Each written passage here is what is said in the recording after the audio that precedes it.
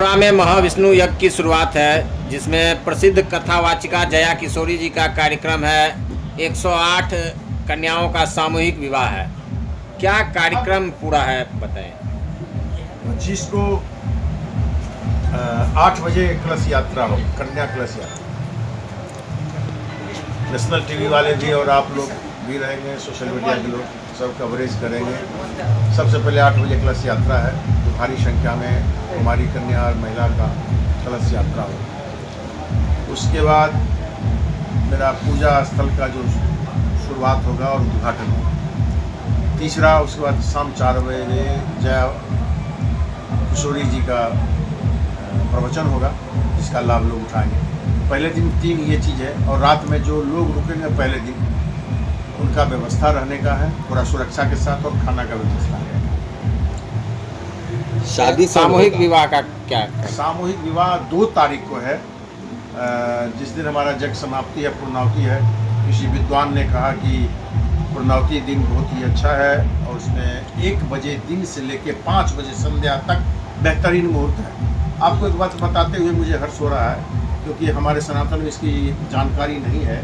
आप लोग भी जान लें, हमारे साथी भी जान लें, और आप लोग जान लें कि बहुत काल पहले, सैकड़ों वर्ष पहले शादी दिन में ही हुआ करती, तकरीबन 700 साल पहले दिन में हुआ करता था। जब मुगलों का आतंक आया तो दिन में सुंदर कन्या को देख करके लोग उठा ले जाते थे। तो हिंदू जो भीरू जाति को होते हैं, डरपोक जाति हुआ करते थे, ये लोग डर से रात में नुका चुका के मड़वा बनाए, कहीं बांस का पत्ता, आम का पत्ता लगाए, और फटाफट ब्याह करके विदा कर देते थे। उस डर से रात में प्रथा चल गई शादी करने का। आज भी आप बड़े बड़े ब्राह्मण से पूछेंगे तो रात में शादी को वो निषेध बताए, दिन की शादी को उत्तम बताए। इसलिए मैंने दिन को चुना है। ये मैंने पढ़ के शास्त्र की बात में कर रहा हूँ, और वो 1 बजे दिन से 5 बजे संध्या तक बेहतरीन मुहूर्त है, उसी में शादी होगी। और इसके जो इंचार्ज हैं, रजिस्ट्रेशन इंचार्ज कन्याओं के, वो मनीष जी ग्राम पटसा के, उनसे हम कल पता करेंगे कि 17 तारीख जो मेरा तीसरा डेट था, लास्ट मैंने 3 बार बढ़ाया, तो 17 तारीख तक कितने लोग आए, कितने रजिस्ट्रेशन फीस जमा की, और बिना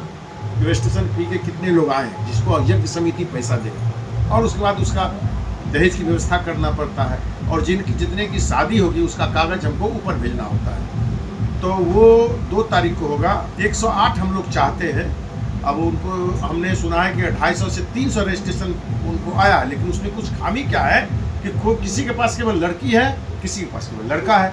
तो ये जग समिति लड़का लड़की नहीं दे सकता है। ये दोनों चीज़ चुनाव करना होगा उसके पेरेंट्स को, माता पिता को। वो लाएंगे और वो आधार कार्ड वगैरह सब कुछ देंगे, और 18 वर्ष से नीचे की लड़की किसी भी सूरत में नहीं होनी चाहिए। बाल विवाह के हम लोग विरोधी हैं, क्योंकि जब मानसिक रूप से जो स्वस्थ ना हो, शारीरिक रूप से जो वो मजबूत ना हो, तो वो बच्चे जन्म नहीं कर सकती है। इसलिए हम लोग इस चीज़ का विरोधी हैं। क्यों मुखिया जी?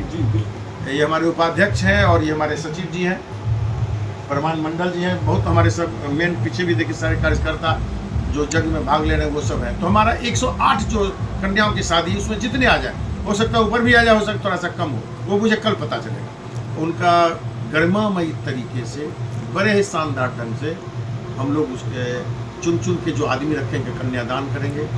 2-3 पंडित रखेंगे जो सामूहिक विवाह कराएंगे, या हम टीम बांट लेंगे, एक साथ मंत्र उच्चारण होगा। उसमें हम गरीब कन्याओं को साड़ी देंगे, और अभी हम लोग अपना यज्ञ समिति में फाइनल करेंगे कि अपना सनातनी धर्म धोती कुर्ता दें लड़का को, या शेरवानी दें। ये जैसा शेरवानी कभी पहनेंगे नहीं, धोती कुर्ता रहेगा तो बार बार भविष्य में पहन लेंगे। और उसके बाद दहेज का सामान है, जैसे कि मान लीजिए आपको पलंग दे रहे हैं, अलमीरा दे रहे हैं, ड्रेसिंग टेबल दे रहे हैं, कुर्सी दे रहे हैं, पलंग पर बिछाने वाला मैट्रेस दे रहे हैं। तो आप इस अंदाज़ लगा सकते हैं कि इसमें कितना एक्सपेंस है। तो ये मेरा मुख्य आकर्षण है। जग तो बहुत जगह हो जाता है, लेकिन गरीब बेटियों का, सेलेक्टेड गरीब बेटियों का, जो ओरिजिनल में वास्तविक में गरीब है, उनको सेलेक्ट करना, उम्र का ख्याल रखना, सारी बातों को ध्यान में रख करके हम वो शादी कर रहे हैं। मेरा मुख्य आकर्षण है वो, और जया किशोरी जी का प्रवचन है। सुरक्षा व्यवस्था को लेकर क्या तैयारी है? क्योंकि महिलाएं भी काफ़ी संख्या में जो जया किशोरी जी को सुनने आएंगी या मेला में आएंगी, तो उसको लेकर क्या है? मेरा local worker 200-250 at a time रहेंगे, जिसके गले में एक आइडेंटिफिकेशन कार्ड होगा, जिससे लोग जानेंगे कि हमारे वर्कर हैं। हमने एक एजेंसी से कितना पुलिस लिया है संजय जी? टोटल जो है हम लोग का जो है महिला गार्ड 40 के आसपास है। महिला गार्ड 40 प्रशासन के द्वारा नहीं, फिर पुरुष भी है उसमें 36 या कुछ समथिंग है। उसके बाद हम बाउंसर भी Incoming call रखें। from Rohit बाउंसर भी Kumar महिला Singh बाउंसर है identified by और पुरुष Truecaller. बाउंसर है। इसके अलावे एसपी महोदय ने, दयालु एसपी महोदय ने, मिश्रा जी ने स्पष्ट कहा कि जितने पुलिस की आवश्यकता है उन्होंने हमारे उपाध्यक्ष जी को, बैजनाथ बाबू को कहा है कि जितने पुलिस की आवश्यकता होगी वो हम प्रोवाइड करेंगे। तो हमको नहीं लगता है, ये चारों ओर से गांव से घिरा हुआ जगह है, इस गांव के युवक खुद बहुत एक्टिव है, आसपास के लोग भी एक्टिव हैं, हमारे वर्कर, हमारे बाउंसर, हमारे रक्षक दल और पुलिस की टीम मिलाकर के महिलाओं को पूरा सुरक्षा देंगे। एक चीज़ जो आपके द्वारा अभी बताया गया कि कन्यादान जो इसमें चिन्हित करके कन्यादान के लिए सेलेक्टेड किया जाएगा। अगर किसी भी लड़की का, बच्ची का, उसका अभिभावक होगा कन्यादान के लिए इच्छुक, तो क्या उसको कन्यादान करने से वंचित किया जाएगा या वो अपने कन्यादान, लड़की का कन्यादान कर पाएंगे? पहली प्राथमिकता उनके माता पिता की। ऐसे भी कुछ हैं जिनके कोई नहीं। अब एक है जो लड़का हाथ कटा हुआ है और लड़की आँख से अंधी है, एक आँख नहीं और उसका कोई नहीं, तो ऐसे को हम देखेंगे। और ऐसे में ब्राह्मण, राजपूत, भूमिहार, ब्राह्मण, जादव, कोयरी, कुर्मी, चाहे हरिजन हो, सब कोई भी इसमें से दान करने वाला, कन्यादान करने वाला बन सकता है। अगर उसके माता पिता से कोई तैयार होता है, फर्स्ट प्रायोरिटी मैं उनको दूंगा। इसमें एक चीज़ और है कि अगर कोई आदमी, जैसे अभी आपके यहाँ प्रस्ताव आया कि जो कन्यादान का, तो उसमें जो अगर कोई कन्यादान के इच्छुक व्यक्ति होंगे उसके लिए क्या करना होगा? उनके लिए कुछ नहीं, वो केवल नाम लिखाएंगे, हम कन्यादान करने के लिए तैयार हैं। हम देखना चाहेंगे ये वैष्णव है, मांसाहारी हैं, इनका रिकॉर्ड क्या है, बस इतनी सी जांच करेंगे। कोई ऐसे एरू आके नहीं दान कर सकते, हम उनका थोड़ा सा पृष्ठभूमि जानना चाहते हैं। तो वो तो पहले से उसके लिए आवेदन वगैरह करना होगा, बिल्कुल, जग शुरू होने से पहले। वो जैसे कन्या का शादी के लिए जो लिखा है, तो उनके जिनके माता पिता हैं उसमें नोट कर लिया गया, ये मनीष जी के पास होगा। क्या अपील करना चाहेंगे जो हसनपुर और आसपास के लोग हैं जो यहाँ पे आएंगे, क्या लोगों से कोई खास अपील आपकी? बंद कर दो ये जो कार्यक्रम होने जा रहा है बहुत ही खूबसूरत, सुंदर, दिव्य प्रवचन, दिव्य समागम यहाँ आपको देखने को मिलेगा और मैसेज भी बड़ा शानदार होगा समाज में। सनातन की जागृति मेरा लक्ष्य। सनातन की संस्कृति, आचार व्यवहार, रहन सहन, बोल चाल, हमारी जो संस्कृति है वो कहीं न कहीं थोड़ा सा लोप हो रहा है। इस जागृति के लिए ही हम लोग काम कर रहे हैं और इसमें जो लोग इंटरेस्टेड हैं, जिन्हें लगता है कि ये बहुत आवश्यक है, वो लोग हमको साथ दे रहे हैं। समाज के किसी वर्ग के लोग, यहाँ कोई उचित नहीं है, वो लोग सभी इसमें आ रहे हैं और वो लोग मदद कर रहे हैं। यज्ञ समिति की ओर से QR कोड जारी किया गया है गिरजा फाउंडेशन के नाम से। जो लोग ऑनलाइन अपना दान देना चाहते हैं वो इसमें बिल्कुल उसमें दान आ रहा है। QR कोड में दूर दूर से पैसे पड़ने शुरू हो गए।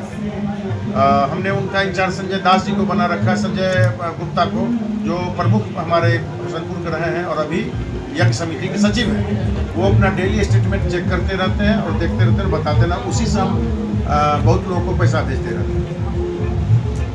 दूर दराज से आने वाले श्रद्धालुओं के लिए क्या व्यवस्था की गई है? रात में जैसे आने के बाद अगर रहने के लिए आदि का क्या व्यवस्था की गई है? हमारा पंडाल है जिसमें हम महिलाओं को प्रायोरिटी देंगे पहले, क्योंकि महिलाएं क्या होती हैं आप खूब समझते हैं, उनके साथ कई सुरक्षा के दृष्टिकोण से प्रॉब्लम रहता है कि बच्चा भी है, कुछ अपना उनका प्रॉब्लम होता है व्यक्तिगत, इसलिए महिलाओं का पंडाल अलग रहेगा, पुरुष का अलग रहेगा और उनके ऊपर सुरक्षा की दृष्टि के लिए महिला कांस्टेबल, महिला बाउंसर सब है। और यही प्रवचन में भी, प्रवचन स्थल में भी जब महिला जिधर बैठेंगी उधर महिला बाउंसर घूमते रहेंगी और पुरुष की तरफ पुरुष घूमते रहेंगे। Thank you. लेकर लोगों से क्या आह्वान किया? कलश यात्रा बहुत महत्वपूर्ण है, चूँकि हमारे पूजा का शुरुआत ही है कलश यात्रा में। हमारे ललन यादव जो सरपंच हैं और आके आप उनको फोकस कर सकते हैं, ये खड़े हैं, एक बार इनको दिखाइए जरा। और यही कलश के लिए एक नाम लिखते हैं, तो ये 23 तारीख तक आखिरी होगा। जो कलश में भाग लेना चाहती हैं वो महिलाएं, लड़की ललन बाबू के पास, उनसे भी इनका फ़ोन नंबर हम आपको बोल रहे हैं, बोलिए 9955 064 62 5। फिर से बोलिए एक बार। 9955 064 62 5। तो ये नंबर पर इनको डायरेक्ट बात करके कोई भी लड़की, कोई भी महिला, हमारी माँ बेटी उसमें नाम लिखा सकती है। 23 तारीख तक, 24 को नहीं होगा, 25 को 8 बजे सुबह कलश यात्रा होगा। और औरावासी ग्रामीणों से, खास करके महिलाओं से मेरा निवेदन है, अपने घर को साफ सुथरा रखेंगी, बिल्कुल तैयार रखेंगे। आपके भी गेस्ट आएंगे। और जब जया किशोरी जी आएंगे तो मैं हसनपुर बाजार के मारवाड़ी और बनिया बंधुओं से मेरा खास निवेदन होगा कि अपने परिवार के महिला सदस्यों को कह देंगे, वो भी अपना आसपास अपना घर को साफ सुथरा रखेंगे और पुरुष लोग बाजार को साफ रखेंगे। और गेंदा के फूल को तोड़वा करके घर के ऊपर रखेंगे। जब वो किशोरी जी पास करें तो मेरा निवेदन है कि ऊपर से पुष्प वर्षा करें, ताकि हमारा मिथिला का संस्कृति पुनः एक बार चरम पर हो और लोग देखें कि मिथिला में जो पहली बार जया किशोरी जी आ रहे हैं उनका हम लोग भव्य स्वागत करें।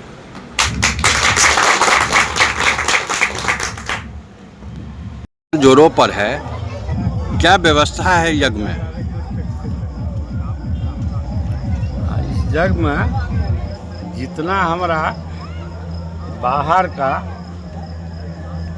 लेडीज जेंट्स जो भी आएंगे उनके लिए सारा व्यवस्था यहाँ रहेगा। रात्रि विश्राम करने के लिए टेंट में अपना सभी आदमी का भोजन का व्यवस्था रहेगा जितना आएगा। और जल के साथ 4 जगह पानी टंकी लगल रहेगा, चापाकल का व्यवस्था है।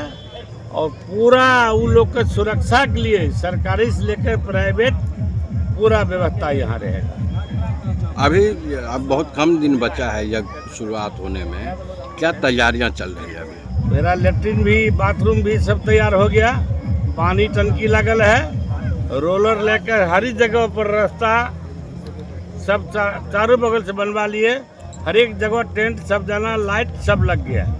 क्या नाम हुआ आपका? प्रेमलाल यादव नेताजी।